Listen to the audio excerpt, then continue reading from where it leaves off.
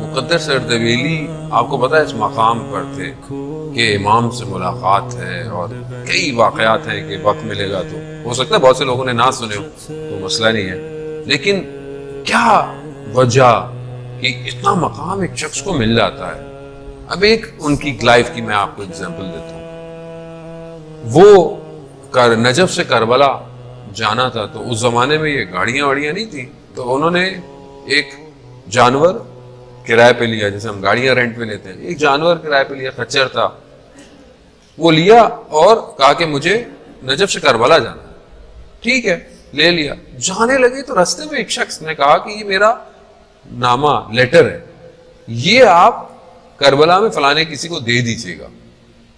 انہوں نے کہا ٹھیک ہے، انہوں نے لیٹر لیا، سواری سے اتر گئے اور پیدل گئے سواری کے ساتھ۔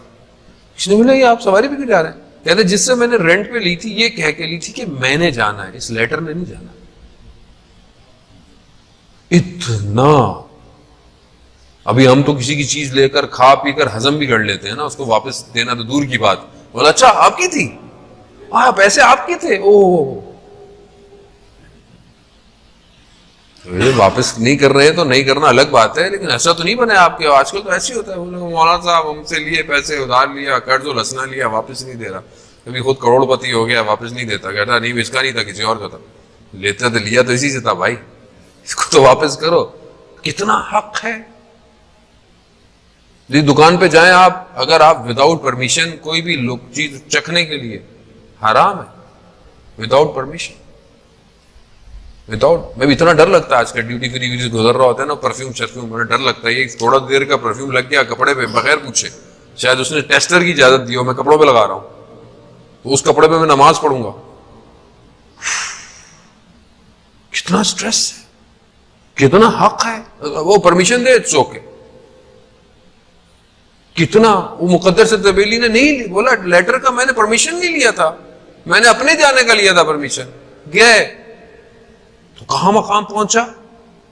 شاگرد کہتا ہے میں نے دیکھا رات کو اٹھے جانے لگے، جیسے جانے لگے نجف مولا کا حرم رات کو بند ہے، کہا دروازہ کھل گیا، اندر گئے، کہا زری کا دروازہ کھل گیا۔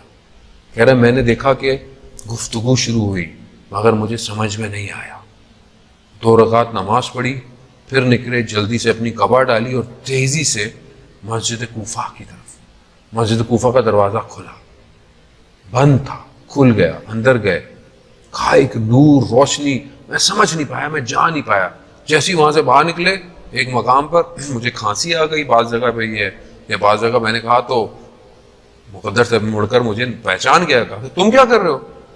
کہا وہ میں آپ کے پیچھے، کہا میں حلال نہیں کروں گا جب تک زندہ ہوں اگر تم نے یہ بات کسی کو بتائی۔ کہا میں کسی کو نہیں بتاؤں گا، مگر ماجرا کیا ہے، یہ کیا ہے، دروازے کھل رہے ہیں آپ کے لیے، کس سے بات کر رہے ہیں آپ؟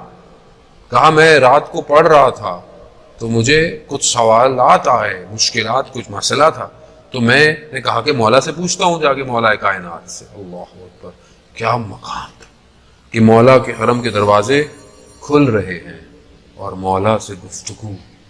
مولا نے کہا کہ اس سوال کا جواب میرے فرزند سے لے لو، آخری امام سے جو مسجد کوفہ میں آیا ہے۔ کہہ رہے میں وہاں گیا تو امام نماز پڑھ رہے تھے، میں نے کہا کہ نماز ختم ہو، جیسے ہی امام نے نماز ختم کی تو میں نے کہا مجھے آپ کے بابا امیر المومنین نے بھیجا ہے یہ سوالات۔ کیا مقام، اتنا انسان۔ عزیزان محترم، اگر امام کی آواز مجھے نہیں آتی ہے، میری آواز تو امام کو جاتی ہے، تو کیا میں نے امام سے بات کی؟